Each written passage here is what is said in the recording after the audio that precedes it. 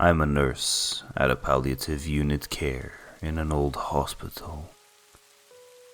If you're a nurse at one of these units like me, or know a nurse, please listen until the end. I think I need your help. Throughout my years working at this hospital, I've seen a lot. Especially being in a palliative care unit, you see a lot of things other people wish they wouldn't. For some of us, at some point, we just have to accept things as they are. The unit I work in has 9 beds in 9 different bedrooms, all spread along a long corridor. At the start of the corridor is the lift, and, coming out of it, you'd find the cleaning room on your right, where we keep all the cleaning equipment and products, and the nurse's room on your left, along with the entrance through the stairs. Because of the building and patient safety, and so we can access the other floors easily if in need, the administration forbade us from locking the stairs doors. This isn't ideal, because some of our patients, in their delusions, can go across our room's door unnoticed and will be a danger to themselves. So we always keep the doors closed by tying a bed sheet around the door handles to keep them together. This is important, so you know why what comes next started out so strange.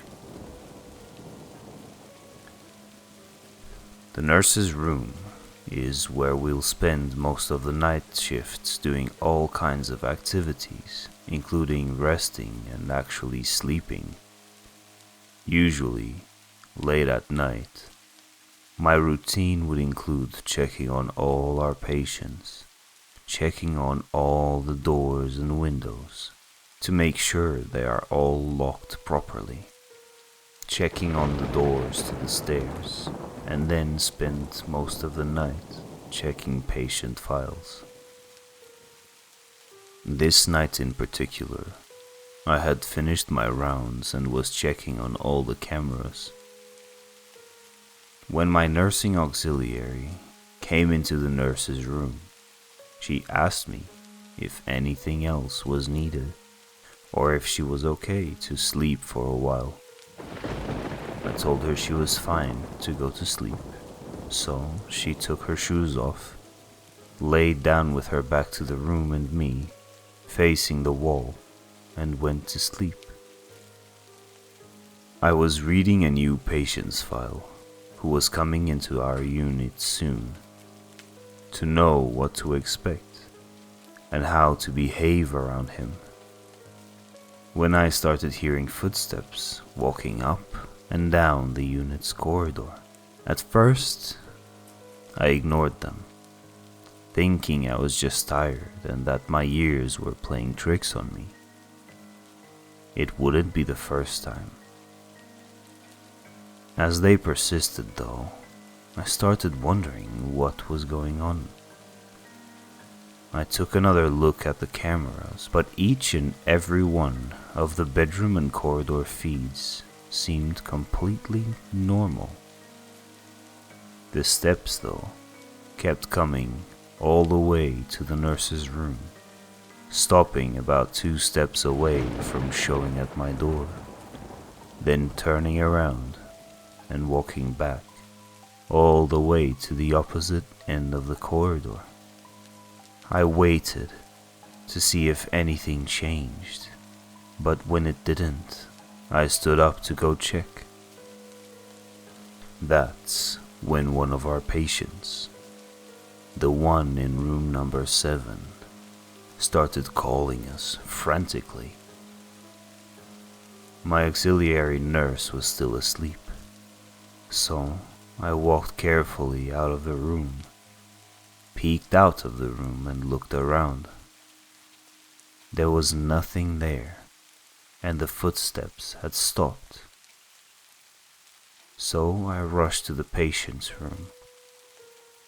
When I got there, he was shouting frantically, huddling against the bed's headboard with what seemed like renewed energy, shouting at me to tell the man in the top hat sitting on the chair in the room to go away and leave him be.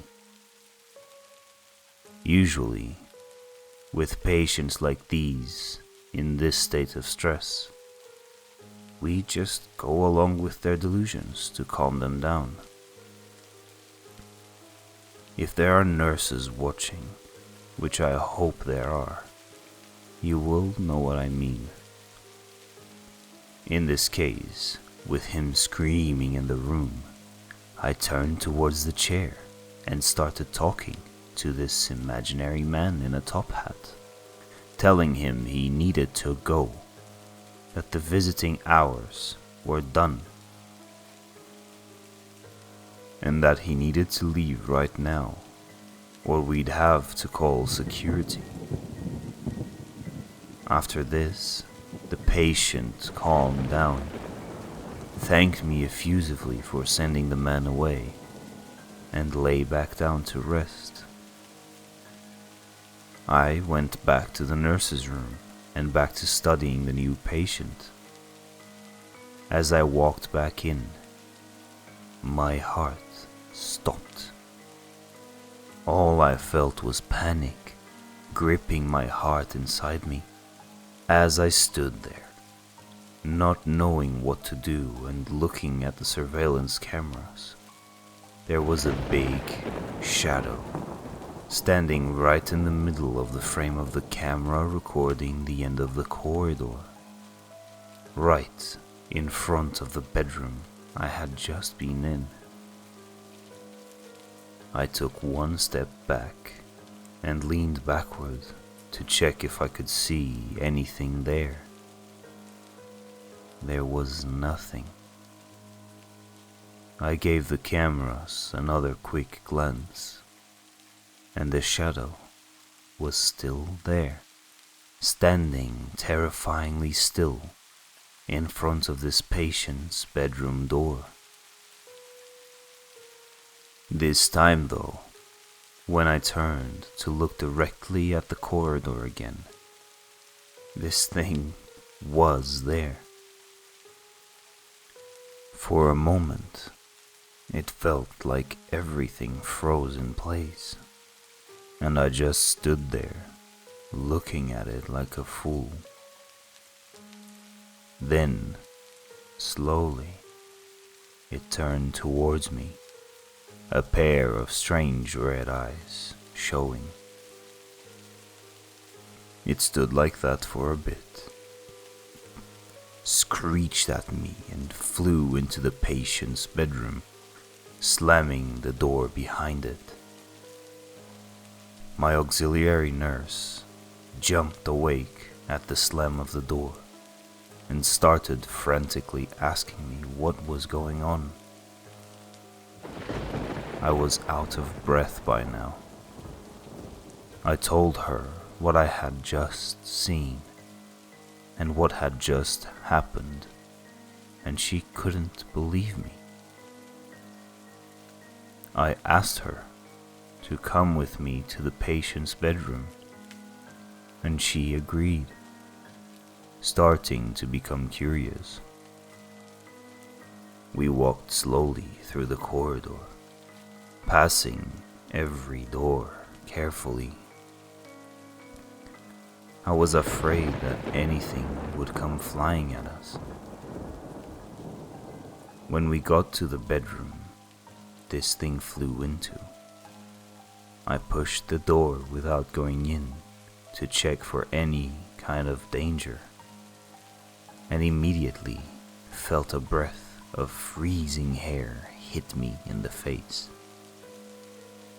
The aircon was on in every room and set to 23 degrees, so this was not normal.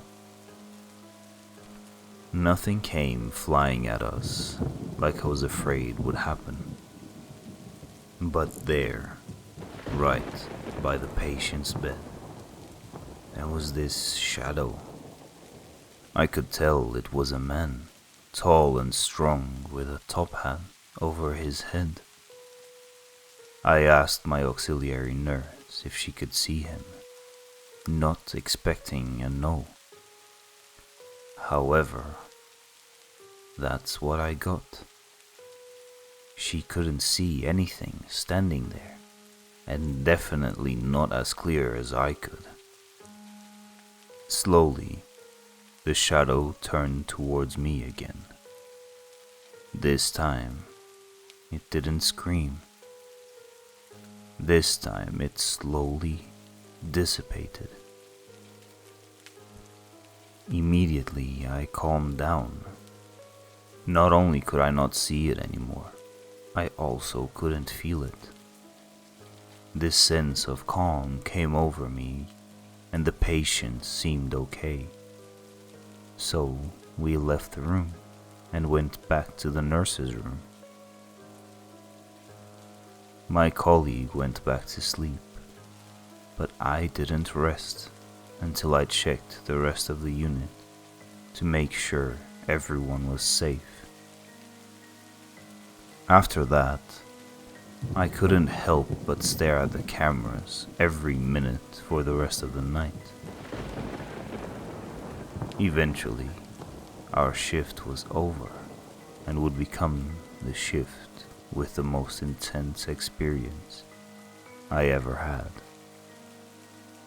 The next day, when nighttime came and I did all my rounds, I went inside room 7 to check on the patient. When I came closer to him, I realized he had passed away. This was my first experience with the Shadow Man in the top hat, but it wasn't the last, and it's still ongoing.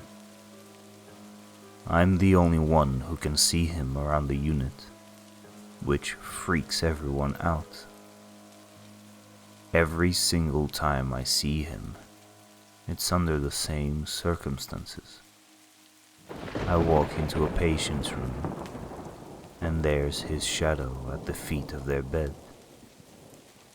I wait for a little while until he turns to me and dissipates. 1 or 2 days later, the patient passes away. This is a real story, and it's something I have to live with almost every day now. I'm not sure if this thing is killing people or announcing their deaths, but if you are a nurse in a similar unit or know someone who is, please share this with them and comment what you know about this in the comments section. I need to know what this is, how to deal with it, and if anyone else has experienced the same as me. Even if it's a different entity. If you guys want me to, I can keep you updated on here. So, comment if you want any updates, and I'll make sure to bring them. If you're dealing with something like this yourself, know that you're not the only one. Maybe this will help you feel less afraid.